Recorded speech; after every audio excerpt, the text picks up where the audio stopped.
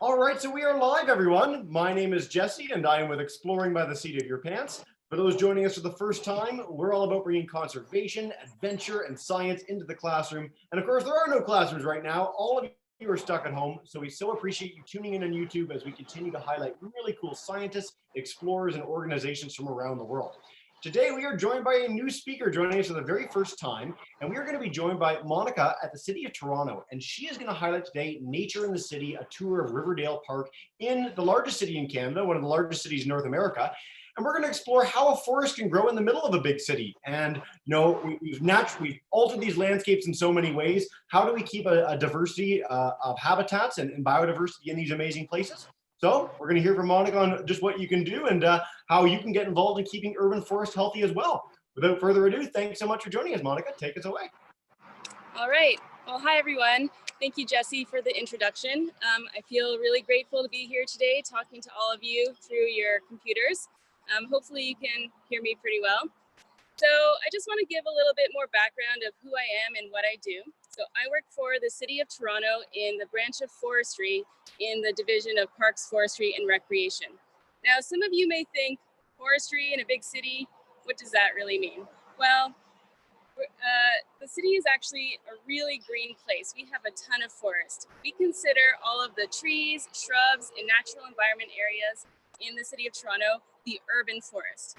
And if you were a bird looking down on the city right now, you would see that actually about 30% of the whole city is covered in the urban forest. So I feel really lucky to live in a place like this that has so much green space.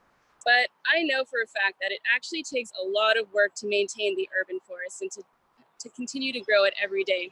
There's a lot of people like me who work in urban forestry, and there's a lot of different jobs that they have. So just off the top of my head, some of the jobs people do are removing dying and hazardous trees, planting new trees along streets and in parks and in natural areas. There's people that inspect trees for forest pests, people who build sustainable trails through our ravine system to make them accessible and safe to everyone. And there's a lot of people that work on restoring natural areas throughout the whole city. So there's a lot more to it, actually. Those are just a few things off the top of my head. But what I do in particular is I work with the Natural Environment and Community Programs Unit in Forestry. So that's a bit of a mouthful, but what it means is my job is to reach out to citizens of Toronto and get people involved in taking care of nature in the city. So the way we do that is we have volunteer programs, like we have planting events and stewardship events across the whole city. We have long-term volunteer programs in designated natural areas in the city.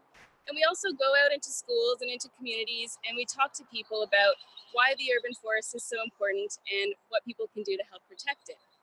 Now, unfortunately, right now, because of the pandemic, like you said, we're not able to meet, we're not able to gather and have our volunteer programs. We're just following the regulations and the guidelines set out by the province and Toronto Public Health. So everything's on pause right now, but I feel really grateful to be able to partner with you on exploring with the seat of your pants to bring a little bit of nature to people in the comfort of their own home. Okay, so to that end, I am standing in a forest in Riverdale Park East in Toronto. So this park is located in the heart of the city, right by the Danforth and Broadview. It's a really beautiful place. It actually has some great views of the city where you can see some of the urban forest and some of the skyline as well. So it's really, it's a popular destination in Toronto. Now this area has changed a lot over time. It didn't always look like it looks right now. So once upon a time, many years ago, this area was covered in both woodland and wetland. And that's because this park is actually located right next to the Don River. So the Don River is so close, it's just about 20 meters west of the park, that I'm standing within the floodline of the river. And because all of the water that falls on Riverdale Park East eventually makes its way into the Don River, we consider this part of the Don River Watershed. Now, Toronto spans several different watersheds that are characterized by the different rivers that run through the city and by Lake Ontario. The Don River watershed happens to be one of the most, if not the most, urbanized watersheds in all of Canada. So I want you to just think about that for a second, let it sink in. All the rivers and all the lakes and all the watersheds and all of the country, this one has some of the most human activity. You might actually hear some of it while I'm talking. So this makes it really challenging from an urban forestry perspective because we're trying to manage the natural environment in an area that has a lot of pressure from humans. So I have a picture that I'd like you to bring up, if you don't mind, Jesse. It's of a painting that was painted in 1855 by Mary Hastings Meyer, and it depicts the Don River at that time. Maybe not exactly what it was like, but you can get an idea of the type of habitat in 1855. So as you see, the river sort of meanders through the area. There's already signs of European colonization in the picture. There's the city of Toronto in the background, and you can see some of the area was cleared so that cows could be grazing. So that's what it looked like in 1855. But after that, things really changed even more.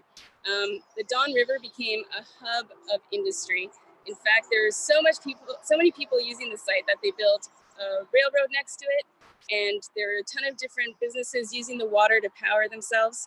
In 1888, the railroad and the river were actually moved over, and they were straightened to accommodate all of this use.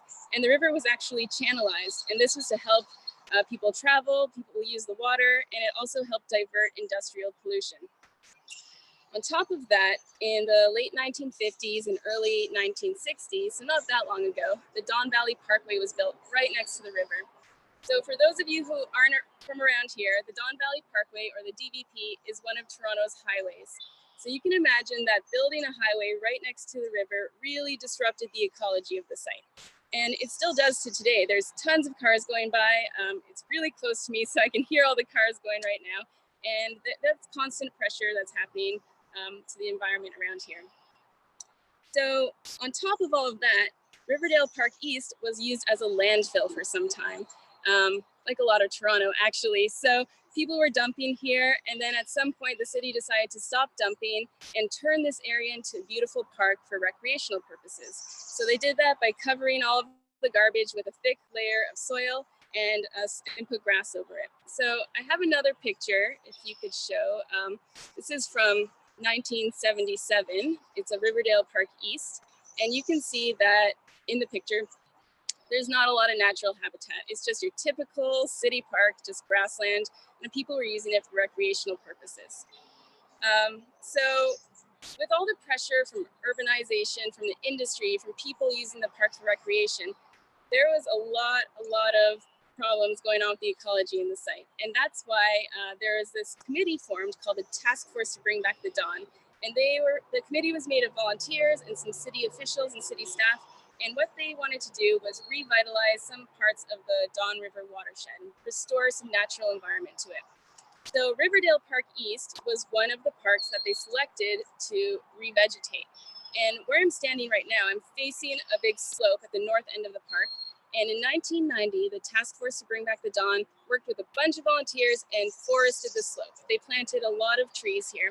And I can tell you right now, it's doing pretty well. There's a lot of mature trees. It's turned into a beautiful forest. In the early 2000s, the city installed a wetland at the bottom of the slope. So that's where I'm standing exactly.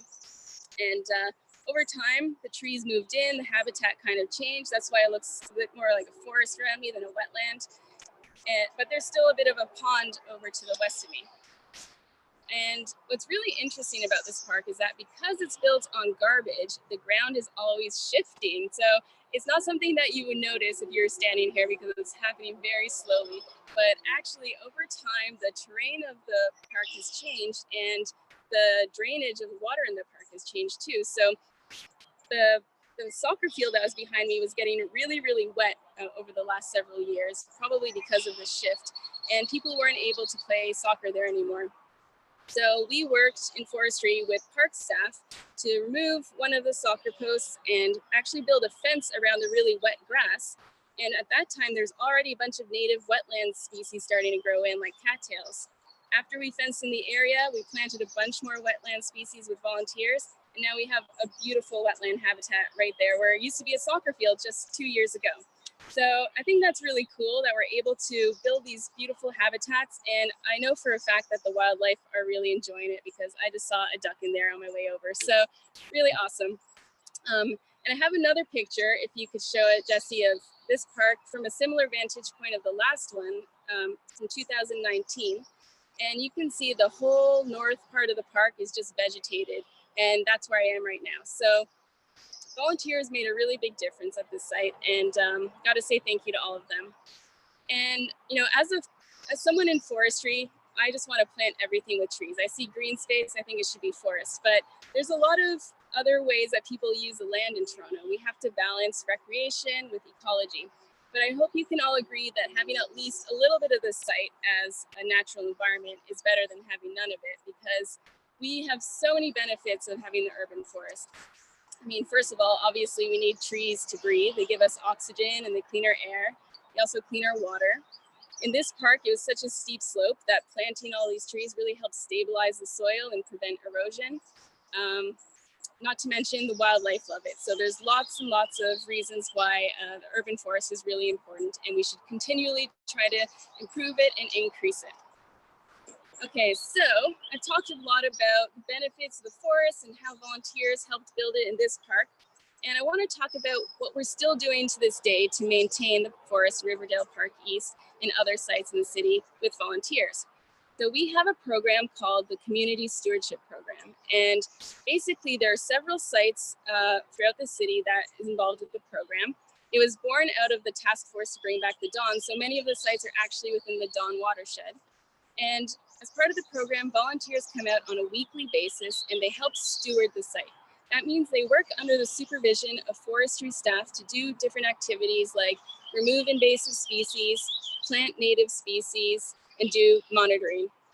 There's a lot of educational workshops that we offer as well for volunteers in our program. For example, we have tree ID workshops, benthic invertebrate monitoring workshops, and even pollinator tours. So if you're part of the program, you get to learn so many things about the ecology of Toronto, and you get to learn not just from forestry staff, but local experts in the city. So again, we're not able to run the program right now, unfortunately, because of the pandemic, but normally volunteers at Riverdale Park East meet here on Wednesday evenings from 6 to 8 p.m. from May through September. Things that they do at this site in particular include removing invasive species like garlic mustard, which I'm going to demonstrate soon, as well as burdock and Phragmites. They also do a lot of planting, like with the new wetland that we created, there was a lot of planting that happened in the last couple of years. And then we help take care of the new plantings by mulching them and weeding around them and watering them. We also do photo monitoring. So I gave you a couple more pictures. If you could show, there's a picture from 2014 of a path running basically right in front of me right now through the woodlot. And as you can see in the photo, there's one species of plant kind of taking over the understory there. So that's garlic mustard. It's an invasive species. We really don't like it. And it's hard to get out of natural areas. But it's not impossible, especially if you have a team of dedicated volunteers like we have, who are able to come back to the site on a regular basis and continue working. So if you could show the next picture I have from 2018, so that's just 4 years later, after all of the hard work, volunteers at this site, part of the Community Stewardship Program, the path is no longer just invaded by garlic mustard. So both pictures were taken in May. And you can see in this one, there's a bunch of different species growing, including a bunch of our native goldenrods and asters and stuff like that. So being part of the program is amazing because not only do you get to be outside and be active and get your hands dirty and feel like you're doing something, you actually can see the results that the impact that you're having on the environment. And just on a personal note, I used to be a volunteer with the Community Stewardship Program. I know, several years ago, I wanted to get a job in my field in the city, and I didn't have the experience in an urban environment. So through that, I was able to learn a lot and network, and now I work for the City of Toronto in the exact office that runs the Community Stewardship Program. So if anyone's interested in urban forestry or getting into a career in natural environment management, definitely check out volunteering for programs like this, because it really makes a difference. Okay, so now I'd like to turn your attention to some of the plants on site. I'll start off with a few definitions though, because I've been using some terminology that I'm not sure everybody knows. The first one I wanted to say is, what is a native species? Native species are organisms that exist in the area that they originated from. So when I'm talking about plants, I mean trees and shrubs and wildflowers that live in a habitat that they've been in for thousands and thousands and thousands of years. So they're very adapted to the local environment, to the conditions of the site, as well as to other species that share that area. On the other end of the spectrum, we have non-native species. Non-native species were introduced to a site, and they might not necessarily be as adapted to the environment or to other species in the area. So because Toronto is a big city and people are always bringing things in, there's a lot of non-native species that exist in Toronto, but a lot of the times bringing in a plant isn't really a big deal. I mean, we see lots of gardens that have exotic flowers growing in them and they're really beautiful, and those plants just stay in the garden, they don't cause a problem. But there have been many instances where plants were brought to Toronto either by accident or on purpose, and they started growing so well here that they actually took over sites. They started outcompeting our native species by using up all the resources they had, like sunlight and nutrients and space. So when a plant is introduced here and starts taking over and growing aggressively, we call that an invasive species. And invasive species are huge problems in Toronto. It's one of the biggest threats we have in the urban forest. Okay, so why is an invasive species such a threat? Well, if you have one plant taking over a site, like that picture I showed you of garlic mustard, that means you have low biodiversity on site. And we don't like that because with the world constantly changing, we want to have a lot of different species in case one of the changes that happens, like from climate change or something like that, if one of the species is really impacted and you don't have that many more in the same area, it can have a major effect on the urban forest. And on the other hand, if you have lots of different species in the same habitat, even if one is affected by, let's say, temperature change or change in precipitation, you'll have a lot of other species there to take up that space and to fill that niche. So if you have high biodiversity, a habitat is considered to be a bit more resilient to change than if you have low biodiversity. So I want to point out a few native species on the site because I'm a plant nerd and this is the most exciting part of being outside for me. So first of all, we have chokecherry. Now, chokecherry is a native shrub. I think I sent you a picture of it, if you could just pull it up quickly. Sure did. We love chokecherry because it grows really well in Toronto. It's a native species. It's easily identified by its sort of oval-shaped leaves with pointed tips. In the spring, it has little white flowers, which I can show you one right next to me after you take this picture down. And in the summer, it forms red berries that over time sort of darken in color. So let me just turn my camera around for a second. You can see I have my coworker Emily pulling down one of the chokecherries. I don't know if you can tell, but it has really nice white flowers. So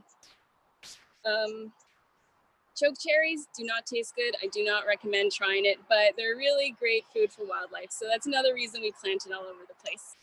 Another plant that I want to point out that is all around here, but I don't think you can see on this video, is mayapple. So I sent you a picture of that one too, Jesse. You sure Mayapple is really awesome because it's one of the first plants to come up in a forest in the spring, and it's very distinctive because it has these large umbrella-like leaves. Mature plants get a single white flower under the leaves, and that over time turns into a fruit called an apple, which is toxic to humans, so don't eat it as well. But it's a wonderful plant to have in areas in the city because we're finding that it actually does really well against certain invasive species like garlic mustard. Because it comes up early in the season, maybe, it's able to take up its space before it gets shaded out by other plants. So we planted mayapple here, and we're finding that it's just spreading on its own. It's regenerating, which is really, really awesome. Okay, so I'm going to end off my talk by talking about an invasive species that I've already mentioned several times, garlic mustard. So garlic mustard was introduced to this part of the world about 200 years ago, originally from Eurasia. It was brought here probably for culinary or medicinal purposes, and it grows really well here. Now, I won't go into all the details of why it's such a bad invasive species. Let's just say it has many strategies for growing and reproducing. But you can check out the Ontario Invasive Plant Council website, and they have a lot of information about garlic mustard, as well as other common invasive species that you find here, and the best practices for removing them. So I'm going to remove the garlic mustard for you right now, but first I just want to say why I don't want to be the fun police, but you shouldn't be going out into nature on your own trying to remove garlic mustard in Toronto. And the reason why is, well, there's a bunch of reasons actually. First of all, if you're not trained in botany and you don't know how to identify plants, by walking into a site trying to get garlic mustard, you could actually be trampling a lot of native species. And even if you are trained and you do know a lot of plants, because garlic mustard comes out so early in the season, you might not be able to see the things that are growing in the soil. So by stepping in natural environment areas, you're always taking the risk that you're damaging some of the plants that are trying to grow. Additionally, if you go the wrong time of year and the plant is already producing seeds, just by walking around garlic mustard, you could be releasing the seeds and spreading them. They can hitchhike on your pants or your boot or something, and you could bring them somewhere else in the city, which would just make the problem worse. Also, just by removing a plant, if it has seeds on it, you could be spreading the seeds all over. Two more things.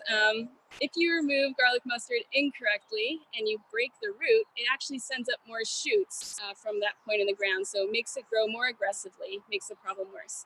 And finally, anytime you remove any plant from soil, you end up loosening the soil and disturbing the environment. And guess what likes disturbed environments? Invasive species. So if you remove garlic mustard and you just walk away and never come back again, you are priming the site for more garlic mustard to grow or for other invasive species. So we remove garlic mustard with volunteers as part of a long-term management plan. We know we have the patience, the time, the dedicated people to come in year after year and help take care of the problem. And when we remove garlic mustard, we do a lot of planting to try to put in native species in its place. Okay, so now that I've said all the reasons why you shouldn't remove garlic mustard on your own, there is an exception. If you have your own property, you have a backyard or front yard, garlic mustard doesn't just grow in the woods, it also grows on people's lawns. So if you find that you have a lot of garlic mustard in your backyard, I think you should just go for it, try to remove it. It may seem overwhelming at first because it can grow in really dense populations, but I suggest just starting on the outside, moving your way in, because you get to sort of control the spread of the garlic mustard that way. Even if you don't get it all in 1 year, you'll be able to control it after a few years. Okay, so now I'm going to get my tools. I'm just going to duck down here. So this plant that I'm next to is garlic mustard. I'll give you a little bit of a close-up after I remove it, but if you're not sure if you're looking at garlic mustard or not, all you have to do is crush the leaves and smell it, and it really smells like garlic. So that's how you can tell what it is for sure. Now, you don't need a whole lot to remove garlic mustard. I'm putting on gloves to protect my hands from the soil or anything I might be sensitive to. I also don't want to get my hands dirty right now. The other thing you need is a trowel, because although sometimes you're able to just pull the garlic mustard out without any problem, if the soil is compacted or dry, it might be difficult. And again, if you pull it out and the root breaks, you're actually going to make the problem worse. So you want to make sure you get under the entire plant, you get the entire root system. So I'm just going to test out tugging it now. I'm not sure what's going to happen. This is real, live, internet video for you. Let's give it a pull. I'm just going to hold on to the base of the plant. Oh, it's pretty stuck in there. So we've had a lot of dry days lately, which I think is about to end, and the soil is a bit dry. This is also a really big garlic mustard plant, so it probably has a deeper root system. Well, I should mention that the plant actually has 2 life stages. The first year, it just has leaves on the ground. It's called the rosette stage, and that's when it's really establishing its root system. In the second year, it sends up these shoots, and then it looks like this. Okay, so now I'm going to try to remove it with the trowel. I'm just gently digging it up and pulling firmly at the base of the plant. And there you have it. So this is garlic mustard in its entirety. I'm just going to throw it a bit closer to the camera so you can see that it forms these little white flowers with 4 petals. And you can see the seed pods are already starting to form. This looks very typical of other plants in the mustard family.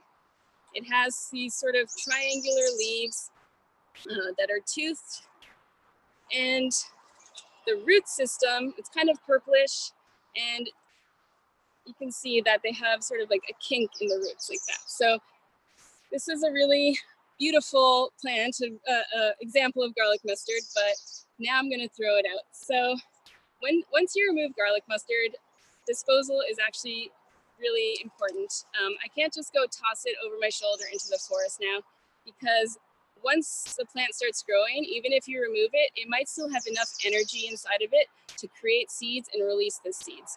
And if you throw it back in the woods, those seeds are just going to spread. It might also even re-root. So what we like to do is take a black garbage bag. I already have some garlic mustard in here from when I was waiting for the video to start. I'm going to put the whole plant in here. Then you should let the bag sit out in the sun if you can for about a week. The heat will start the decomposition process, and that's called solarization.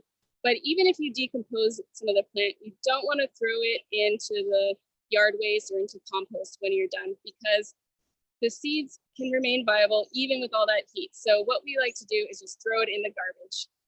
That reduces the spread and it won't get into anybody else's gardens. All right, so that's all I have to say.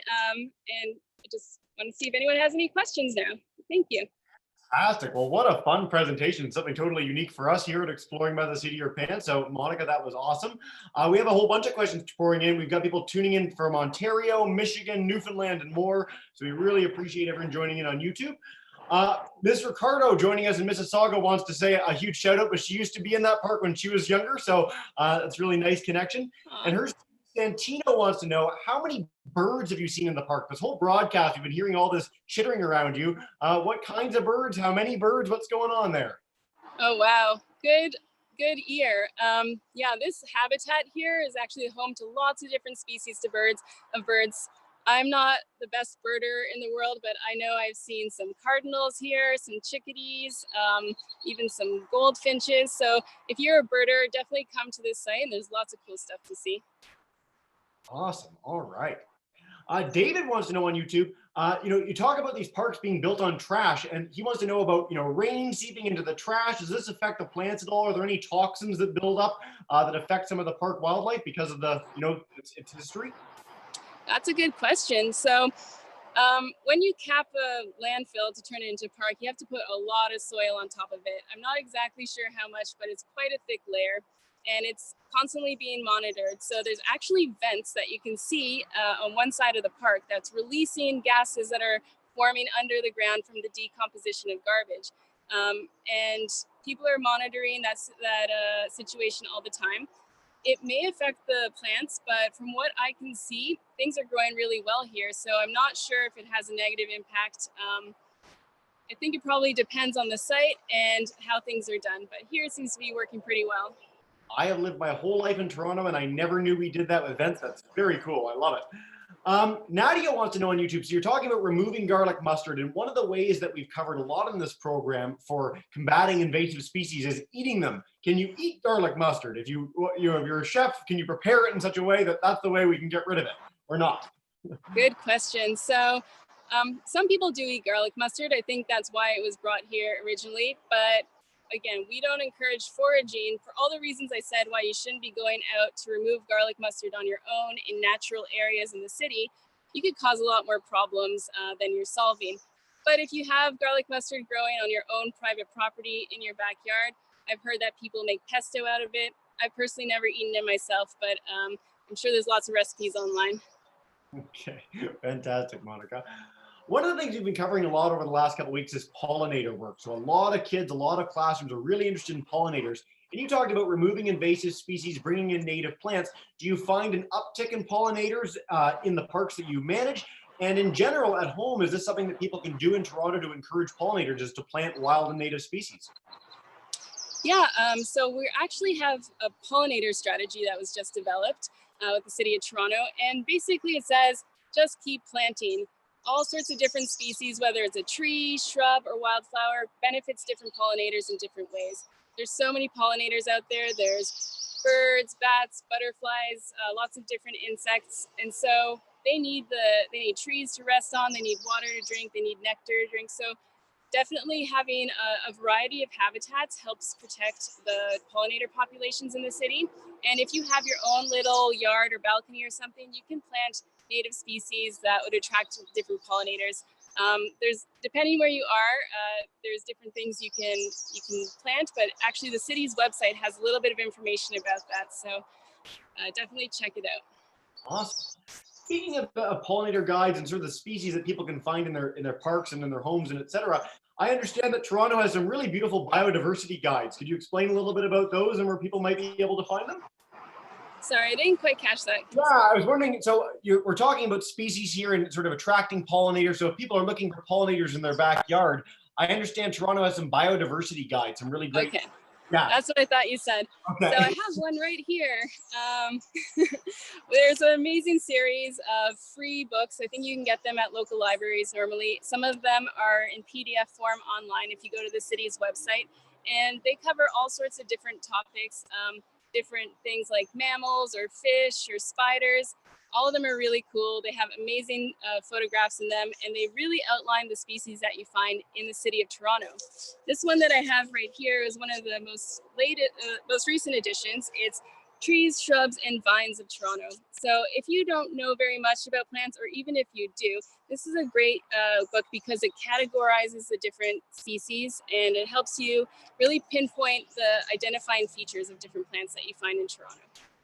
Nice. How cool is that? Well, I'm going to the library when it opens up. So we talked about fish, we talked about pollinators, small plants. Does Toronto as a big city have any large animals in it? We know that you're infested with raccoons, so we can cover that base, but are there anything else that people can find if they're walking around the city or locals here? Yeah, there's so many animals in the city. You can see groundhogs sometimes if you're driving on the DVP, actually. There's a lot of deer in the city, especially in areas with a lot of connected habitat.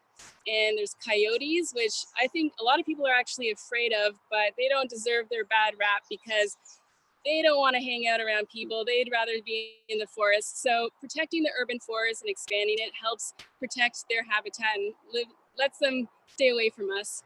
There's been a lot of talk about foxes recently because I guess with the pandemic and people staying away a bit, a family of foxes was hanging out on the beaches. So there's a lot of cool animals in the city.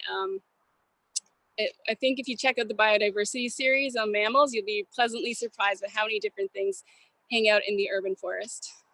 Awesome. And for anyone who's in Toronto, like the two of us, there's tons more skunks than there ever were. I swear, like 3 years ago, skunks just appeared en masse. They all came from somewhere. We don't know. Or maybe Mississauga, that teacher, she can let us know a little later. All right, this has been great, Monica. A couple more questions before we wrap up. We've talked about why natural parks are important for biodiversity, promoting life. Why are they important for people? So if you're in a city, why is it so neat? What's the allure of having a place like where you're standing right now, where there's all this biodiversity, you're in a forest? Tell us a little bit about that. Well, that's a great question. And from my personal experience, I just love hanging out in the forest. It makes me feel good. The reason I got into this field at all is I grew up in Toronto right by the ravine, and I used to go hiking all the time. It's really a great way to connect with nature and remember that even though we're in a big city, there's a lot of nature around us. So having the ravine system and having access to it in Toronto is really special. And of course, like I mentioned before, we need trees, we need green things to survive, to breathe, to clean our air. I've been to a lot of major cities in the world that don't have nearly as much forest as we do in Toronto, and you can really feel it. It's harder to breathe. So I guess I'm just saying that it's really great. It feels good. It makes people happy. We don't live alone in the city, so sharing our habitat with other animals makes it really important to protect the urban forest as well. Can't think of a better answer if I tried. Thanks, Monica. And if anyone ever gets a chance to come to Toronto or lives here, if you go up the CN Tower, which is probably the ultimate viewpoint, you really do see just this sea of green in every direction. Other than the heart of downtown core, Toronto is one of the greener cities in Canada, if not the world. So it's really nice to be able to live here and explore these amazing places. So one last question. So we've been covering Toronto today, but we have people tuning in from across the US, across Canada. If you're in a city that is not here in Toronto, and you want to look up and find out more about your biodiversity or how you can help, Are there any resources you can recommend, or is the stuff on the Toronto site broadly applicable to stuff that might be happening in Chicago? More? Okay, I'm sorry, but a giant truck went by while you're talking. It only got half of that. No, I'm just saying we have people joining from all over Canada and the States. And so wherever they might be joining from, are there resources that you'd recommend that they can use to learn more about the wildlife near them? Or is the stuff that on the Toronto site for things that people can do, is that stuff that people can do anywhere? Yeah, so if you're looking for resources, the city does have a few great ones. If you live in a natural area, there's this document I have here. It's a property owner's guide to healthy ravines. I think it's online as well, and you can use that to learn about your environment. I would just look at a map wherever you are and see where the green space is and try to access it. There's usually a lot of trails that make these spaces available to you. And there's a lot of great partners out there that we have that deal with invasive species management or growing trees in the city. So if you can just, I can't really think of too many off the top of my head, but there's tons of information out there. And especially during this pandemic, I think that there's been a lot more resources made available online. Fantastic. Well, what great resources. What a fantastic presentation. And I know what I'm doing at the end of this talk. And you're out there in the dawn. I'm going to go to the Humber River in the west end of the city and go for a little stroll right now. So we really appreciate you joining us, Monica. Thank you so much. And nice to have so many people tuning in from across North America to learn a little bit more about the biodiversity in one of the coolest cities, my favorite city in the world, here in Toronto. Thanks so much, Monica. Thank you. Bye, everyone. Bye, everyone. Have a nice day, guys. See you soon.